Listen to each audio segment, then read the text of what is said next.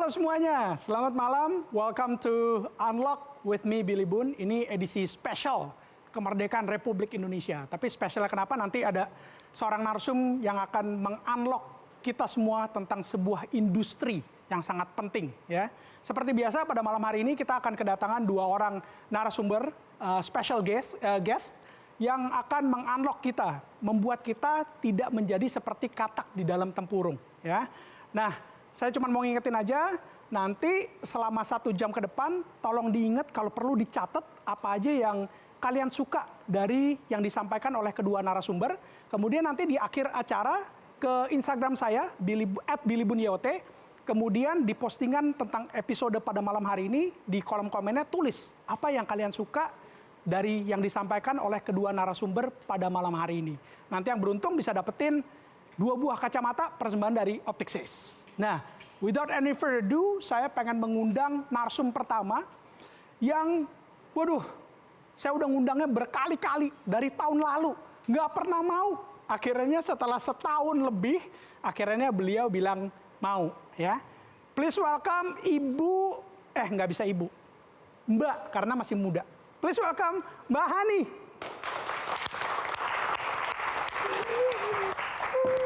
Apa kabar, Billy? Baik, silakan. Apa kabar semuanya? Semoga sehat karena sehat itu penting sekarang. Tadi sudah disampaikan Billy, memang berkali-kali diminta untuk ngisi unlock, tapi kayaknya udah ini deh, udah bukan saya harusnya, gitu ya kan? Jadi, tapi karena temanya ini pas kali ini, maka saya pengen cerita tentang Bangga Buatan Indonesia yang sudah diluncurkan campaign programnya di bulan Mei yang lalu. Sebuah virtual fashion show yang pertama dan mungkin yang terbesar saat ini.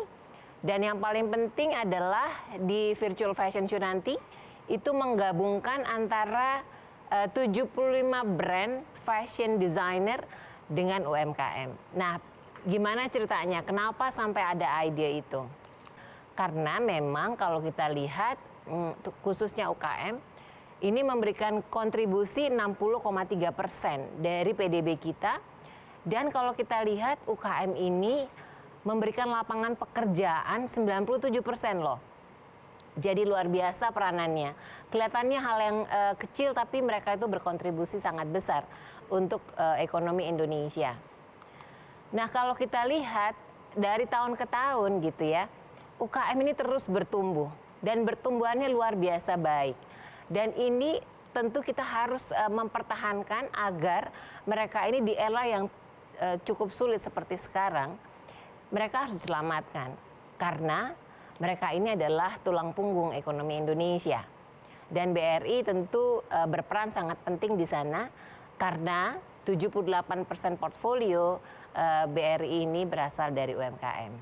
Kalau kita lihat angkanya, gitu ya, angka industri fashion ini merupakan salah satu penyumbang yang terbesar kedua, gitu. Dan ketika mengalami pandemi kemarin ini dan sampai sekarang tentunya tekanannya luar biasa karena orang kemudian tidak belanja lagi produk-produk fashion karena memang tidak ada lagi acara-acara, nggak ada pesta ulang tahun, nggak ada undangan kawinan, gitu ya. Kemudian nggak ada ketemu teman-teman gitu yang mengharuskan biasanya selalu mengikuti tren gaya yang baru, desain yang baru, kemudian saling mengomentari desainnya, kemudian juga saling kadang-kadang apalagi kalau perempuan gitu ya, saling ngeliat gitu, yang satu pakai apa, kemudian nggak mau kalah gitu. Nah, event-event itu nggak ada lagi, jadi kita harus selamatkan gitu ya industri fashion ini dengan cara apa? Tetap mempertahankan demand-nya. Karena produksinya ya mereka tetap harus berproduksi kan supaya mereka bisa menghasilkan tentu pendapatan. Nah, sekarang bagaimana kita meng-create demand-nya supaya meskipun itu menurun tetap masih ada. Dan kalau misalnya kita harus berbelanja produk fashion, ya yang kita pilih adalah produk fashion buatan Indonesia. mengapa gitu ya? Mengapa kok kita harus pilih produk fashion buatan Indonesia? Karena kalau kita lihat para desainer gitu ya, para pelaku UKM, ketika mereka membuat sebuah desain, ketika mereka membuat sebuah karya, kalau kita bicara tentang batik, tenun begitu ya, kemudian juga anyam gitu, kemudian kita bicara aksesoris, itu di belakangnya tanpa disadari ada sebuah nilai-nilai sejarah yang mereka kutip di dalamnya. Jadi setiap karya fashion Indonesia itu kaya akan nilai-nilai sejarah. Jadi kita tidak boleh menghilangkan ini. Kita tidak boleh membuat industri ini kemudian tidak bergerak gitu. Dan fashion Indonesia itu punya keunikan gitu. Jadi setiap karya desainer, setiap karya UKM, pelaku usaha di industri fashion ini masing-masing unik. Kalau kita lihat aja, misalnya dari Sabang sampai Merauke, mereka punya tradisi-tradisi menggunakan pakaian adat masing-masing, kemudian dengan aksesori yang unik masing-masing. Dan itu menjadi ideas dari setiap UKM ketika mereka menciptakan sebuah karya. Apakah itu berupa karya desain ataukah itu berupa karya motif gitu ya. Nah, Nusantara Fashion Festival ini sebuah movement gitu ya, bagian dari Bangga Buatan Indonesia yang sudah kita mulai dari tanggal 1 sampai 31 Agustus. Dan kebetulan BRI bersama BUMN tentu ini menyuarakan gerakan ini. Dari tanggal 1 sampai 31 penuh dengan acara talk show, inspirations dari berbagai macam narasumber yang memberikan atau menyemangati kita semua agar tidak berhenti berkreasi di industri fashion ini. Karena ke depan itu masih akan banyak lagi tentu harapan-harapan agar hasil karya fashion Indonesia mampu bersaing dan menjadi tren internasional. Nah, khusus di tanggal 16 dan 17 Agustus ini adalah sebuah virtual fashion show yang digelar pertama dan terbesar karena melibatkan lebih dari 75 desainer dan label yang berkolaborasi dengan UKM. Selain itu, dari tanggal 1 sampai 31 pun kita ada 400 offline store dan juga online store di partner Tokopedia dan Bukalapak yang bisa siapapun masyarakat untuk bisa membeli produk-produk fashion betul-betul ini adalah buatan Indonesia. Nah, di acara nanti gitu di tanggal 1 dan ini sudah mulai ya. Itu ada tiga main venue gitu. Satu adalah virtual fashion show yang tadi saya bilang 16 sampai 17 dan ini merupakan kolaborasi. Kenapa UKM harus dikolaborasikan dengan desainer supaya mereka punya kebanggaan dan juga punya kemampuan gitu untuk bisa bersaing dengan desain-desain dari desainer luar maupun pengrajin dari luar. Kemudian ada fashion talks, semua yang terkait dengan fashion akan dibahas dari tanggal 1 sampai 31. Akan ada sharing dari berbagai narasumber yang mereka sudah malang melintang di industri fashion, termasuk adalah inspirations yang mungkin bisa memberikan ideas untuk perkembangan fashion industry. Dan yang tidak kalah pentingnya adalah ada charity auction, di mana desainer mau membuat collaboration bersama UKM untuk menghasilkan sebuah produk yang hanya satu diproduksi, yang kemudian akan di auction dan harapannya nanti hasil dari auction ini akan diberikan untuk UKM yang mereka membutuhkan, apakah itu bentuknya pelatihan ataukah pembelian alat-alat yang mereka butuhkan. Nah, ini contoh collaborations desainer dan UKM yang kalau kita kolaborasikan nilainya luar biasa indahnya, dan yang paling penting adalah kemauan dari desainer untuk bersama-sama dengan UKM untuk bisa mengembangkan industri fashion di situasi yang seperti ini, berkolaborasi itu menjadi sebuah semangat baru agar kita semua bangga menggunakan produk-produk Indonesia karena kualitasnya memang sangat-sangat baik dan menarik.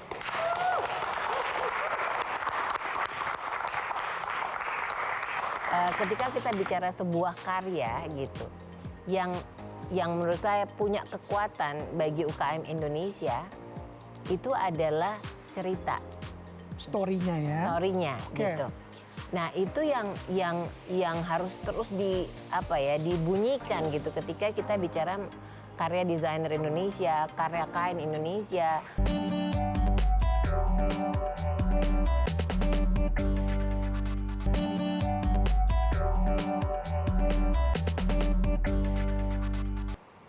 Mbak Hani, thank you so much udah ngejabarin buat kita semua pentingnya UMKM, mendukung UMKM.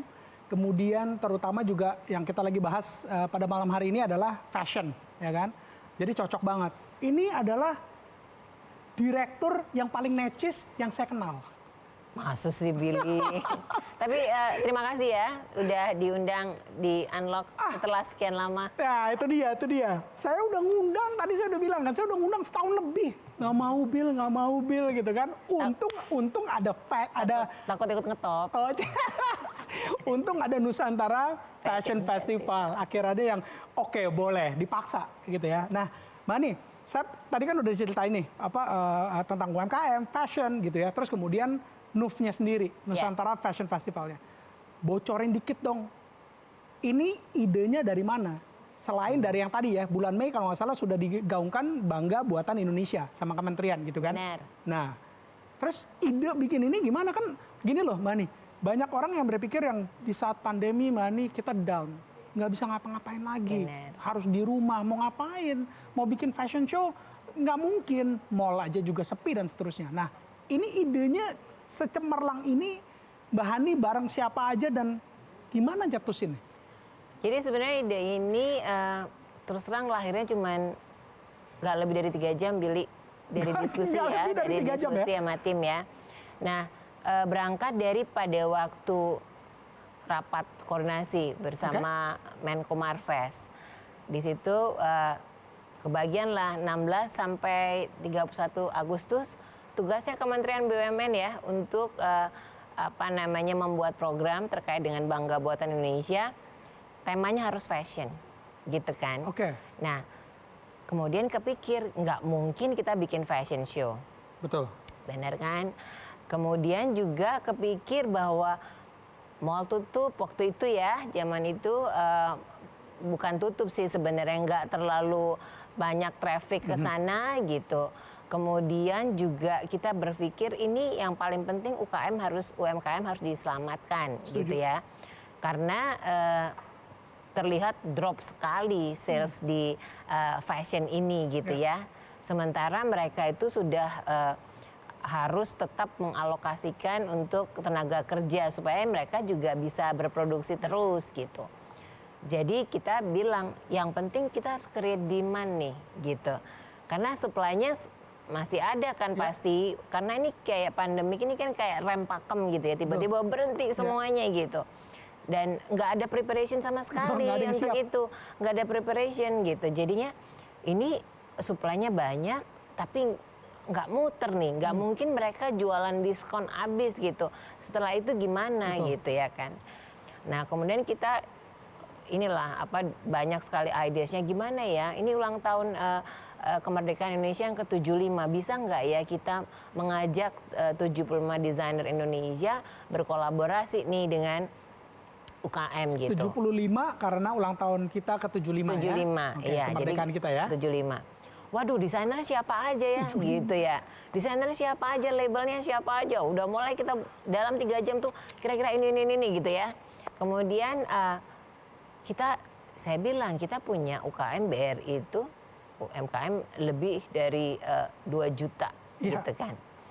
Kemudian kita udah pernah kurasi juga yang UKM kita pilihin dari yang fashion itu mana yang kita bisa propose untuk bisa collaborations dengan desainer. Oh mereka dilibatkan, bukan cuma desainer top Indonesia doang yang diajak untuk NUF ini, enggak ya? Jadi kemudian mereka ini tetap harus nih hidup kan, jadinya kita harus lihat nih apa produk-produknya yang kita bisa gabungkan dengan karya desainer Indonesia Ya. gitu. Ini baru pertama kali akan melihat begitu kolaborasi, ada Obin dengan Gea, Wah. ada juga nanti Edo, ada Seba. Yang paling seru lagi Tex Savario. Itu kan kita nggak kebayang Tex itu bakal ikutan karena kan dia udah Mendunia habis-habisan. habis-habisannya Lady Gaga Iya, lah, iya. Madonna Iya, lah iya. gitu. Pada waktu diajak ngobrol bahwa ini adalah untuk mengamplify, menyuarakan sebuah movement tren fashion bangga buatan Indonesia. Dan ini waktunya nih kita untuk bisa menaikkan produk fashion Indonesia. Dan inginnya memang kolaborasi ini mengangkat nih fashion industry kita untuk bisa bergaung di dunia gitu. Dan dia mau gitu. Jadi saya juga amazed juga gitu. Banyak banget responsnya dan mereka sangat excited gitu untuk Ya, ngerjainnya. idenya keren dan tujuan purpose-nya bagus. Saya rasa nggak bakal ada sih orang yang mau nolak atau tetap gengsi egonya masing-masing, kayaknya nggak mungkin sih. Tapi karena memang lahirnya dari idenya yang udah keren dengan purpose yang jelas sih menurut saya, Mbak Hani. Nah gini, yang nonton kita nih malam hari ini, Mbak Hani bilang gini, ya Mbak Hani kalau punya Mbak Hani bisa mengeksekusi itu semua karena Mbak Hani seorang direktur bank terbesar Indonesia. Tinggal angkat telepon semua mau kolaborasi. Saya gimana? Mbak Hani, gimana Mas Billy? Saya UMKM biasa. Saya mau nge-build networknya gimana gitu. Gitu. Nah, yang saya pengen tahu, Mbak Hani bisa seperti hari ini kan nggak kucuk-kucuk lahir, langsung jadi direktur kan enggak gitu kan. Nah, apa yang Mbak Hani bisa share ke kita semua yang ya memang itu ada prosesnya gitu. Atau gimana? Bill, aku ini kan udah berkarir dari tahun 88 sampai sekarang Oh, saya belum lahir waktu itu. 2020 ya. 88 Billy belum lahir loh. Jadi udah 32 tahun ya Oke, kan iya. gitu. Jadi itu memang pasti ada Prosesnya, ada proses ya. Jadi sesuatu tuh tidak bisa instan kecuali memang kita lahir dari keluarga yang memang Tajir udah melintir. tajir melintir, udah punya perusahaan, tinggal nerusin aja gitu. Tapi kalau kita melakukan sesuatu yang baru tentu kita butuh orang lain gitu ya untuk bisa menjadi supporter kita gitu. Nah tadi kalau UMKM misalnya, saya kan nggak punya network, siapa bilang gitu kan. Apalagi di era yang sekarang ya, di mana semua fasilitas berbasis digital tuh mudah dijangkau, ya kan. Berteman cara virtual gitu. Itu Colek-colekan sosial media udah bisa. iya, Colek gitu. bahannya di sosial media. Iya, bisa. gitu. Terus is everyone connected kan Betul, sekarang gitu. betul. Tinggal ketika kita menyampaikan sebuah ideas itu harus genuine ideasnya kan, harus genuine. Kemudian ada tujuannya gitu. Kalau tujuannya hanya untuk diri sendiri, Nggak ada yang mau orang lain bantu. juga nggak ada yang mau bantu gitu. Jadi kalau punya tujuan itu harus ada tujuan yang berimpact kepada orang lain atau masyarakat lain gitu. Mbak Hani sendiri ngelihat fashion Indonesia itu atau UMKM-nya itu beneran secara jujur ya, beneran bisa bersaing. Menurut saya sangat bisa. Sangat ya. bisa. Kayak Sangat gini, bisa. karena kan kalau sekarang ini mungkin ya, saya juga dengar-dengar banyak di industri yang ya sekarang import di mana-mana Mas Billy. Benar. Dari Cina lah, dari mana, dari Taiwan, dari Thailand gitu. Nah, Indonesia bisa bersaing. Nah, kalau bicara tadi bahwa sekarang itu di era sekarang imitate sebuah karya itu mudah banget ya kan. Betul. Tinggal ambil kemudian di printing gitu 3D print gitu jadi deh gitu kan ya. Iya. Nah, makanya menurut saya nih ya Bill, menurut aku ya, ketika kita bicara sebuah karya gitu yang menurut saya punya kekuatan bagi UKM Indonesia itu adalah cerita. Story-nya ya. Story-nya Oke. gitu. Karena saya pernah tuh zaman tahun berapa ya, 2015-an lah ya. Kebetulan saya dapat kesempatan dari networking itu pameran di luar gitu. Bawa karya tenun dari NTT gitu ya. Nah, di sebuah department store yang kenal di London, tahulah Oke. gitu ya. Ya. Kita dikasih space untuk 2 minggu pameran gitu. Space-nya nggak besar, tapi cerita tentang Indonesia. Itu 2 minggu kan, nggak sampai seminggu itu udah habis barangnya. Ludes. Habis. Sold out. Sold out Wow. gitu. Sampai kebingungan ini Iya. gimana ya gitu. Karena yang kita bawa cerita. Bukan cuman produk digantung. Bukan gitu kan? cuma bantalan kursi, bukan cuma runner, bukan cuma. Tapi ada story-nya. Jadi yang kita cerita bahwa ini dibuat oleh penenun yang turun temurun, mereka bekerja bersama-sama sekian bulan lamanya dari memintal benang sampai kemudian jadi sebuah tenun dan tenun gitu. Jadi dan itu dia dibeli dengan harga yang mahal gitu. Padahal bantalan yang sama, bantal kursi yang sama, buatan negara lain gitu, buatan Cina misalnya, harganya jauh lebih murah Iya, gitu. karena itu cuman beli produk. Kalau ini Iya, beli cerita. Iya, beli cerita yang Iya. ada engagementnya, ada emosionalnya gitu ya. Jadi bisa jualan 15 pound, yang satunya 1 pound, 2 pound gitu. Yang ini ada ceritanya gitu. Kita harus punya confidence ya bahwa sebenarnya karya fashion Indonesia itu kalau kita benar cara kita mengkomunikasikannya kepada masyarakat khususnya Indonesia sendiri ya, supaya semua orang Indonesia bangga gitu. Buatan Indonesia. Atau kita misalnya nih di luar fashion ya, yang makanan misalnya ya, kita minum kopi atau minum teh, di situ yang kita pilih Java Coffee, tapi brandnya brand Iya, luar, iya. gitu kan? Oke. Kenapa sih kita nggak beli, nggak minum aja gitu, nggak usah pakai di brand luar Iya. gitu, banyak juga brand Indonesia. Nah, karena kita masih merasa bahwa kalau kita pakai brand luar kita Keren. kekinian. Nah, kita coba No, sekarang no. nih justru di Betul. era sekarang ini, Ya. justru kita harus balik. Kalau nggak pakai produk Indonesia, lu nggak asik deh, Ya. gitu. Mantap, mantap. Kalau lo nggak pakai produk Indonesia lo nggak asik. Lo nggak asik. Oke. Mani, thank you so much udah sharing di sini tentang Nusantara Fashion Festival. Fashion Festivalnya, dan barusan Mbak Hani nyempat bilang tentang F&B juga ya. Jadi nanti bukan mungkin Mbak Hani harus mau balik lagi ke sini. Inisiatif Gitu ya. dari BRI saya tantang, ini nih on air nih. Saya tantang bagaimana BRI ngebantuin F&B, nggak cuman fashion. Oke ya, harus mau ya.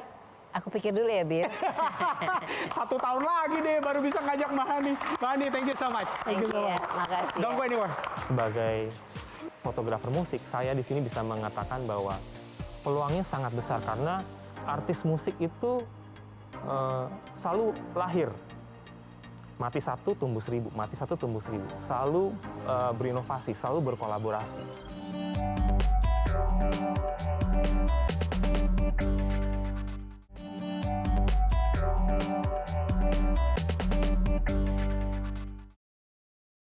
Oke, kita masih di Unlock with me, Billy Boon, dan nggak pengen panjang-panjang lebar, langsung mau memanggil sahabat saya sejak SMA. Dulu dia ini ketua OSIS loh.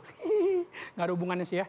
Tapi dia akan meng-unlock kita semua tentang sebuah industri. Kalau barusan sama Mbak Hani ngomongin tentang fashion, sekarang ini kita ngomongin tentang fotografi dan musik. Apa hubungannya? Please welcome Narendra. Naren.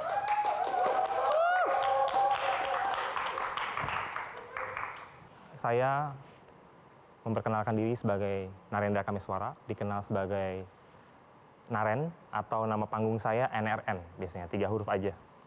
Gitu. Profesi saya adalah seorang fotografer. Lebih tepatnya seorang fotografer panggung. Nah, apa yang menyebabkan saya tertarik dengan fotografi? Simple. Karena dulu saya adalah seorang pemain skate yang ingin cita-citanya menjadi Tony Hawk ceritanya. Gitu. Kemudian saya merasakan bahwa di era itu tidak ada dokumentasi yang memadai, termasuk internet, sangat jarang. Udah ada warnet, tapi mahal dan sangat terbatas. Jadi cuma ada majalah-majalah skateboard. Dari situ saya belajar tentang foto-foto skate. Belajar fotografi itu awalnya saya otodidak, nggak punya guru, nggak belajar sekolah, nggak ikutan kursus, nol. Nggak punya pengetahuan dasar tentang fotografi. Pokoknya yang saya tahu adalah momentum. Karena teknik photoscape itu adalah sebuah teknik mencari kecepatan untuk mendapatkan momentum. Dari fotografi skate ini yang kemudian membuka mata saya bahwa ada banyak genre fotografi yang bisa dipelajari. Ada landscape, cityscape, street, fotografi makanan, fotografi sport yang lain, sampai saya tertuju kepada fotografi musik. Salah satu hal yang paling saya suka adalah dari sebuah event musik adalah ketika mereka menyanyikan anthem Indonesia Raya. Entah kenapa itu seperti satu venue bernyanyi lantang tentang nasionalisme yang tinggi dan menyanyikan Indonesia Raya tentunya. Gitu.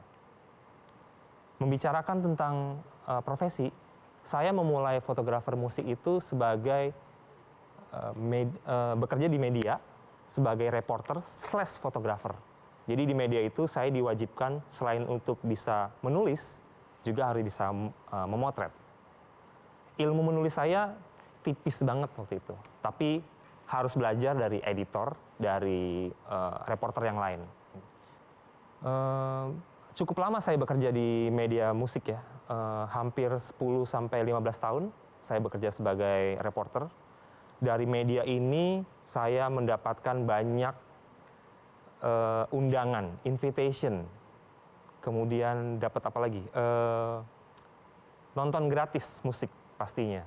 Kemudian dari majalah ini mengenalkan saya untuk bisa berbaur dengan lebih banyak orang. Berbekal pengalaman selama 10 sampai 15 tahun saya di media cetak, akhirnya saya memberanikan diri untuk mengajukan diri sebagai official photographer untuk seorang musisi, untuk sebuah event musik. Contohnya awalnya adalah sama DJ Yasmin. Kemudian mengajukan diri untuk menjadi officialnya Raisa dan Afgan. Di sini terdapat angka 12.000 versus 50.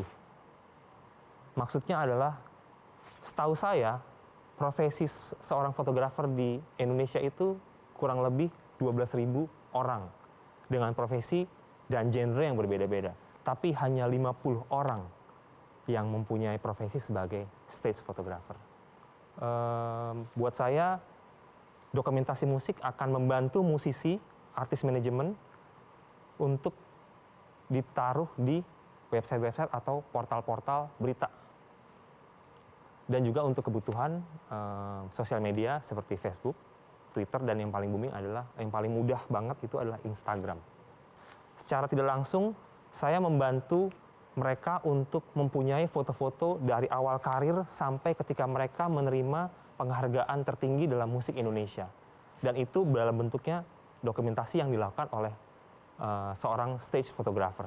Nah, fotografi di musik industri juga bukan hanya sebagai konten, tapi juga sebagai karya yang bisa menghasilkan keuntungan. Contohnya nih, saya mendengar cerita bahwa sebuah foto dari personel K-pop itu bisa dijual sebesar 200 sampai 300 ribu per foto melalui fanbase mereka. Nah, cara kerja fotografer acara musik itu seperti apa? Gampang atau susah? Cara kerjanya mungkin akan saya sharing seperti ini. Yang pertama adalah pengetahuan tentang venue. Kita harus tahu venue-nya itu terbuka atau tertutup. Sebesar apa? Ketika kita sudah tahu venue-nya, kita harus tahu gimana cara memposisikan kita ada di depan panggung sampai kita ada di belakang penonton. Karena ini berhubungan dengan positioning kita dengan peralatan yang akan kita gunakan, terutama dengan lensa-lensa. Supaya kita bisa menghasilkan foto dengan angle-angle yang berbeda. Gitu. Lighting panggung udah pasti menjadi sebuah hal yang paling menjual karena sebuah acara musik tanpa lighting itu rasanya hambar sekali. Jadi faktor pendukung dari sebuah hasil karya foto adalah lighting panggung. Performance musik dari seorang musisi juga menjadi sebuah perhitungan karena performance musisi itu paling emosi dan paling bisa kita capture untuk dijadikan sebuah hasil karya gitu. Nah, karakter musiknya harus kita tahu juga. Kalau kita misalkan kita mau datang ke sebuah acara musik, misalkan musiknya pop, musiknya rock, musiknya metal, musiknya R&B, hip hop, supaya kita bisa menyiapkan mental ketika kita ada di venue dan kita bisa menyatu dengan vibe-nya. Kira-kira itulah beberapa insight atau tips dari saya untuk memotret tentang foto panggung. Dari tahun 2010 sampai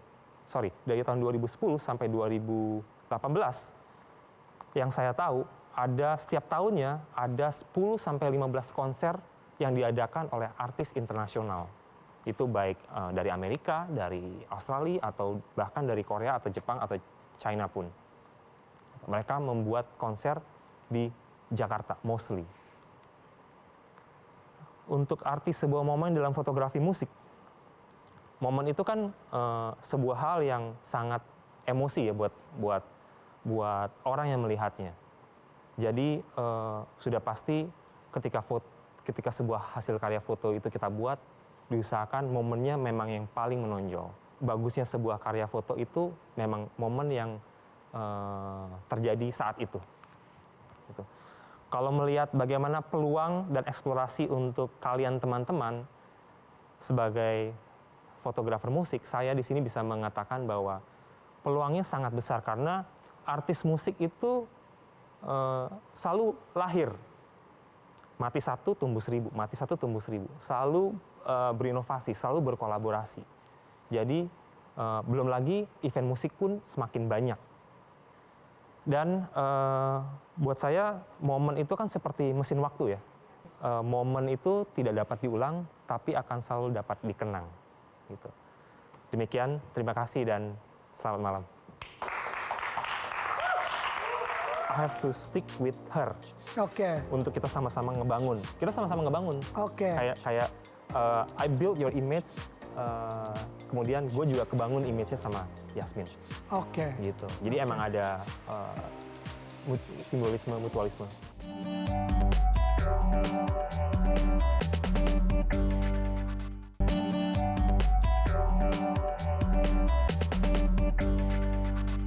Bro, thank you so much udah sharing. Buat teman-teman yang kelewatan barusan sharingnya, ya bisa tinggal lihat nanti di YouTube-nya channel Metro TV atau di billybun.com, oke?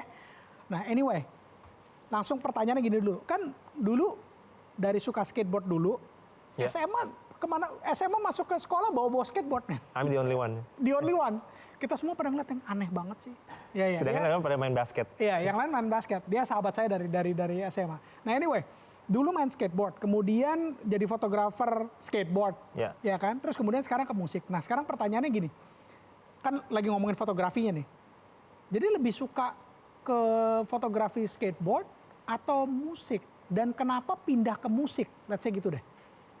Mana yang gue suka, passion gue di fotografi skate. Passion gue terbesar. Oke. Ya, passion gue terbesar. Jadi sampai sekarang masih foto-foto yang untuk skateboard Masih. teman-teman apa segala macam masih? Masih. Oke.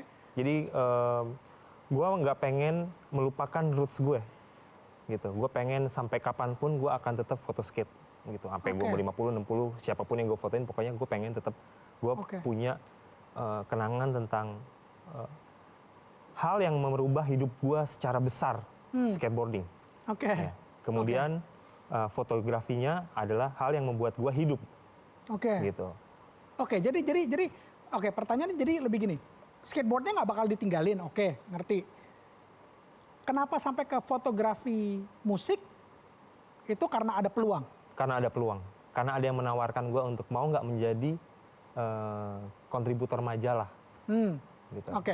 Oke, jadi jangan kaget gitu. Tadi sepanjang presentasi itu semua hasil karya lu dong, Yes, yes. Definitely karya gue, men. harus dipastiin. Jangan-jangan lu comot-comot dari Google lagi, kan nggak lucu, men. Enggak. Nah, Di Google pun nanti keluarnya foto tetap BNRN. Oh, ada ininya, ada logonya, Iya. ada NRN ya. Iya. Untuk menghasilkan foto kayak begitu, nggak mungkin tuh ya satu hari ini belajar nih nonton, oh oke, saya terinspirasi sama Naren. Belajar, buka-buka buku, besok hasilnya kayak begitu. Itu unless mereka jenius, itu ada prosesnya. Prosesnya panjang banget. Karena kayak misalkan, kan gue berangkatnya dari film ya.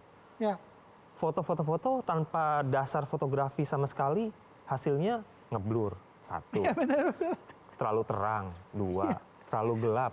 3, Belum ngomongin momen yang didapat. momennya nggak dapet, Iya. gitu. Kurang sepersekian detik, kelebihan sepersekian detik, gitu. Jadi ya emang kalau gue belajarnya secara jalanan, gitu. Skateboarding dari street, ya gue belajarnya juga street juga. Gue mengadaptasi dari situ juga, gitu. Terusnya insting, udah. Nah, insting ini di-develop throughout the time ketika lu komit untuk menjalankan itu. Makin lama insting kita makin jalan, Bener. makin hidup, makin hidup. Mungkin Iya. di tahun pertama belum punya tuh insting ya? Belum punya. Masih pakai teori-teori doang gitu ya? Iya, teori ini, teori kecepatan sekian, teori ini. Ah. Tapi lama-lama akan kayak, oke, gue cuman maunya momentum aja. Sama sceneries-nya harus bagus.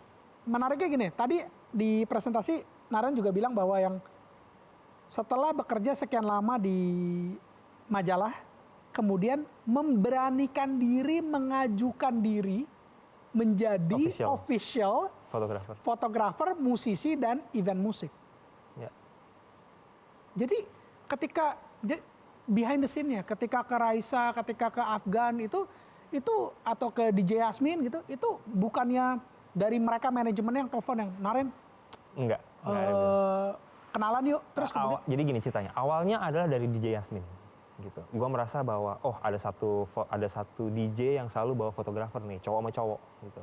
Dan gue nggak pengen gue pegang cowok karena kalau untuk menjual foto gue harus lawan jenis yang menarik. Itu prinsip lo ya, bukan berarti ini adalah rule of thumb yang harus diikutin semua orang, enggak juga. Ini pilihan waktu pilihan gue, karena gue pengen kayak ya chemistry-nya dapet. Bener, chemistry, karena wanita itu punya style yang selalu berubah. Rambut, make up, anting, baju. Ini nyindir gue ya? Dari dulu begini-begini aja ya? Oke. Kamu gue juga begini juga? Sama. Nah, dan wanita itu ya punya daya selling foto yang lebih menjual. Ya. Angle-nya macam-macam, variasi segala macam lah. Oke. Gitu. Nah, jadi waktu itu gue mengajukan diri ke Yasmin. Yasmin mau nggak kalau misalkan? Dia nggak kenal tuh siapa lo? Kenal. Kita kan sering, karena gue media, jadi sering ketemu. Tapi kenalnya cuman say hi, apa kabar, udah gitu aja. Sampai akhirnya gue menghubungi ke Facebooknya, mau minta nomor telepon, WhatsApp, mau nggak coba foto, nanti kalau misalnya cocok ya bisa jadi official photographer, nanti fotonya bisa masuk ke Facebook, bisa masuk ke Instagram, bisa buat ke Twitter gitu-gitu. Oh ya boleh Naren. Nah, baru setelah itu ajakan dari fotografer kayak fotografernya Raisa untuk bantuin kita dong untuk fotoin Raisa. Bantuin kita dong untuk fotoin Afgan. Nah, ini juga jadi point of the story-nya adalah ada coba hal yang baru, berani coba hal yang baru, belajar terus, jatuh-jatuh bangkit lagi, kemudian udah mulai develop tuh gut feeling, mulai pede, berani mengajukan diri, dan begitu itu komit terus performa hasilnya bagus terus karyanya, dan akhirnya kita, diajak. Benar. Dan kita komit juga sama si orang yang pertama kita ikut. Bukan berarti gue udah ikut Yasmin, kemudian gue mau ikut siapa lagi, No, I have to stick with her. Untuk kita sama-sama ngebangun. Kita sama-sama ngebangun. Kayak I build your image, kemudian gue juga kebangun image-nya sama Yasmin. Gitu. Jadi emang ada simbolisme, mutualisme. Gitu. Dan thank you so much udah sharing. Belum pernah di acara Unlock ngomongin tentang fotografi dan khususnya sebagai profesi, perannya di industri musik, man. So moving forward terus sehat dan kemudian sukses, inspirasi lebih banyak orang lagi ya. Thank you, Naren. Alright, so that's it perbincangan saya yang pertama dengan Bu Hadayani, Mbak Hani, yang kedua dengan Mas Naren. Semoga bermanfaat, semoga terinspirasi. Langsung ke Instagram saya @billybunyot, kemudian tulis di postingan episode malam ini apa aja yang kalian dapetin dari Mbak Hani dan juga dari Mas Naren ya. Nanti dapetin 2 buah kacamata persembahan dari Opticsys. Untuk yang ketinggalan silakan nonton episode ini dan yang episode yang selama setahun kemarin dari sejak awal di YouTube-nya Metro TV dan juga di billybun.com. Alright, so until next month, be inspired. I'll see you on top. Merdeka! Merdeka. Thank you, man. Cheers, man.